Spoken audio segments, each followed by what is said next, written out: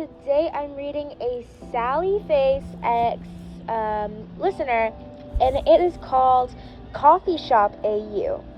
Enjoy! Coffee's a must. Coffee's a necessity. You just can't function without it.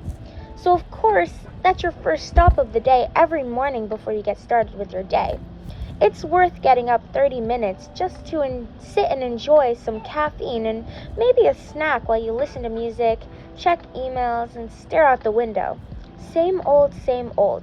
It was a very repetitive start to your day, and you're not sure if you liked it or not. It's kind of nice to have a set routine every day and to know what to expect each morning, but it quickly is growing old. Maybe you should change up your drink order or sit in a different spot. Maybe both. We'll see. As you open the double doors of the coffee shop and step inside, warm air rushes up to you, as does the smell of coffee, sweet syrups, and savory pastries. Normally, you'd walk straight up to the counter, knowing exactly what you wanted. Depending on who was taking your order, they would even sometimes know your usual drink or your name. But today, you were going to change it up, remember? So, let's take a look at the menu. Let's look at other food options too. Hey Yasmin, good morning. Give me a sec, I'll be right with you. A familiar voice calls out to you, a worker who you interacted with often. He was nice, polite, and patient. Okay. You stood up at the register now, patiently waiting as you tried to recite your new order in your head, making sure you could get it all out correctly. Your phone buzzed, catching your attention for a split second. You glanced down to check your notifications, just as you heard the same familiar voice call out. Sal, sorry dude, I'm trying to fix the faucet. Can you get the customer? And before the barista could continue, a deeper voice interrupted. Yeah, I got you. No worries. As soon as the new barista was face to face with you, all thoughts of coffee went out the window. Wow. Jeez. There's a lot to take in all at once. His voice is so nice. He has really cool hair, and he's wearing a mask?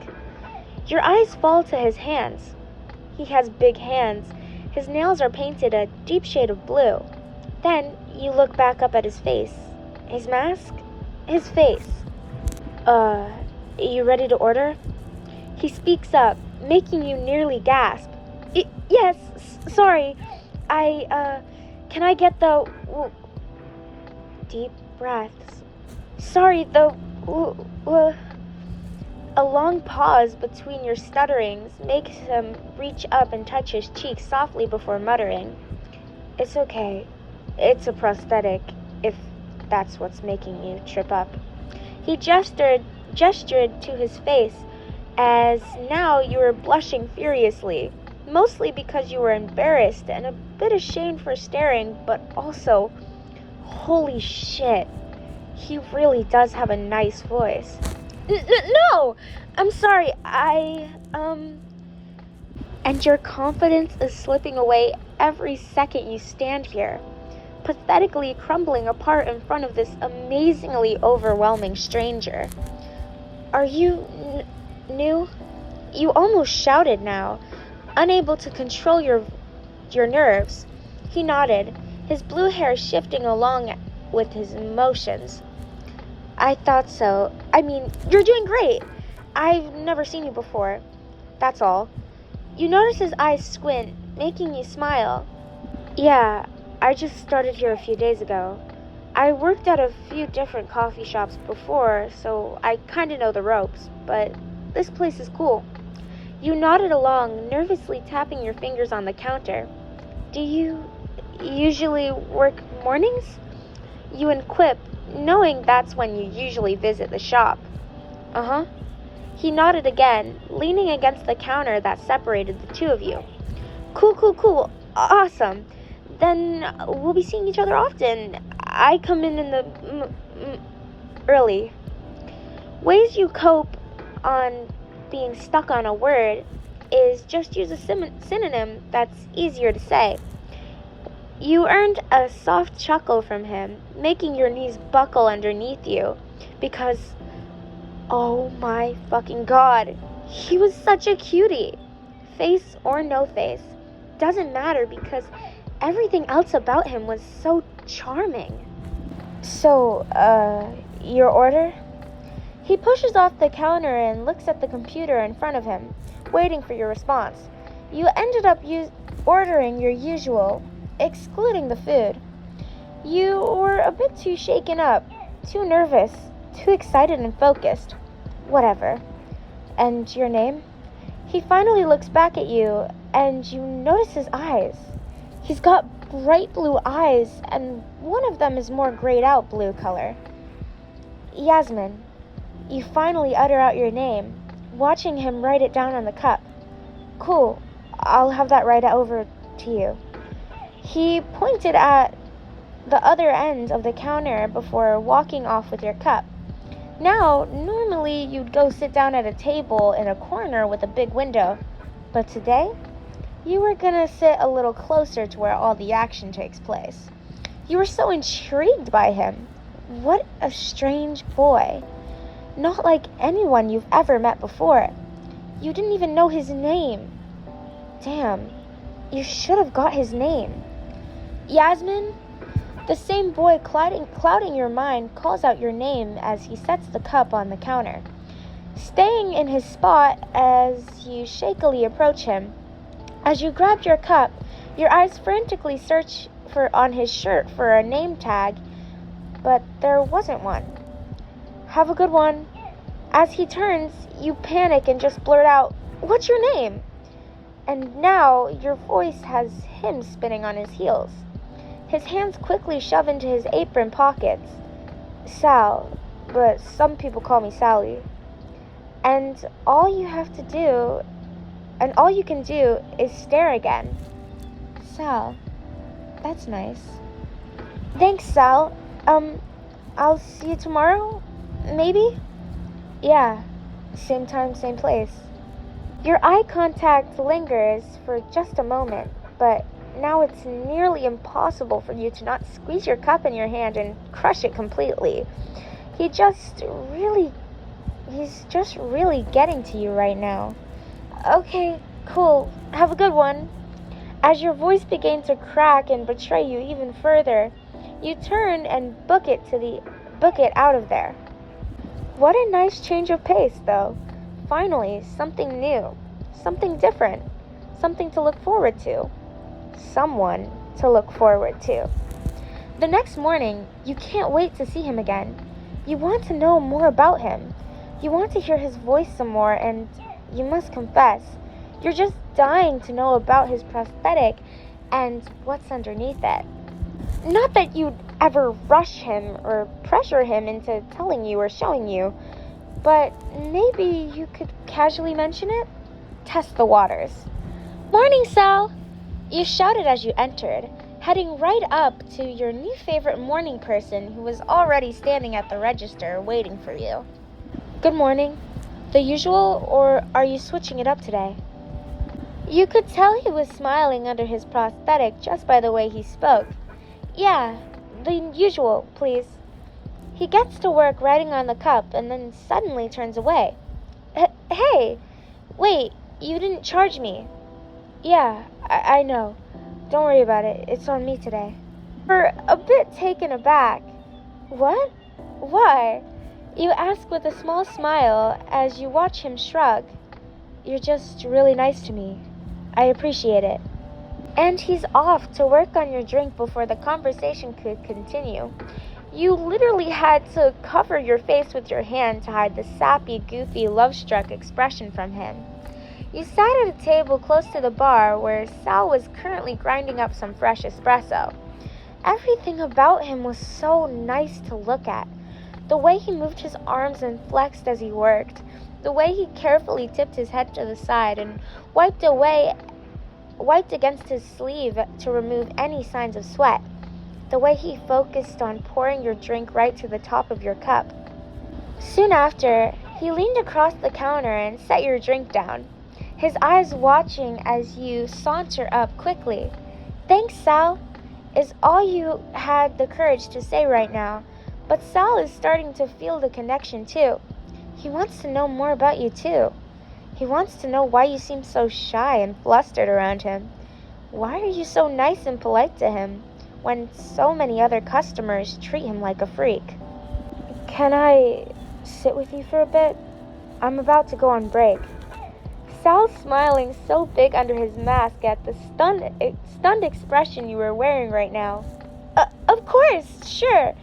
Sal followed behind you as you walked over to your usual table in the corner, slowly removing his apron. You both sat quietly for a moment. "So, are most of the customers not very nice to you? I mean, you said I'm nice to you, but I just figured I was being as decent as most people." Your voice had him stiffen up in his seat. "Yeah, I guess most people don't take too kindly to a blue-haired, masked boy who's in charge of making their food and drinks. I thought it was a prosthetic." "It is. Right." A short period of silence again. "So, what happened? If you don't mind me asking, of course." He figured that question was coming sooner or later, but he didn't think it would be this soon. Sal strangely feels comfortable with you, though, like he's known you for much longer than a day, so he decides to take a chance on you, see how you respond. "I was attacked by a dog. Well, that's the easy version of the story." With a nod and a consoling smile, you think it's the best to leave it at that and change the topic, but Sal just keeps going. I actually... But the words couldn't come out. He can't bring himself to say it. How does one casually mention that they were shot in the face? "Hey, I'm sorry I asked. Let's just forget about it." A reassuring smile grazed your lips as you watched him look down at his own lap. "I think more people have actually seen my face than heard the story of what happened behind it." "That's okay. I won't ask again, I promise, and I'm sorry about whatever you had to go through." Your sweet words of reassurance and comfort sent his heart into an abnormal rhythm as his mouth suddenly goes dry. Why are you so fucking nice? He can't handle how sweet and kind and nice and considerate and adorable you are. He's like 99% sure you are just really, really nice, but not into him romantically. And he's 110% sure you're way out of his league. He might as well just give up now. Most mornings, you saw Sal at work. Sometimes you didn't.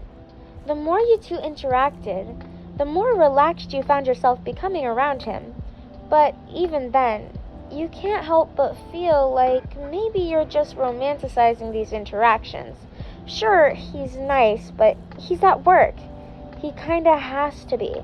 Yeah, he talks to you for a bit at the register, but that's kinda part of his job. Maybe you're in over your head. Regardless, you enter the store once again, smiling uncontrollably as you catch a glimpse of his blue hair as he rushes behind the counter. As the bell of the front door chimes, Sal's head pops up as he looks over. "Morning, Yasmin. How are you?" He continues emptying the trash can in front of him as he looks back and forth between you and the task at hand.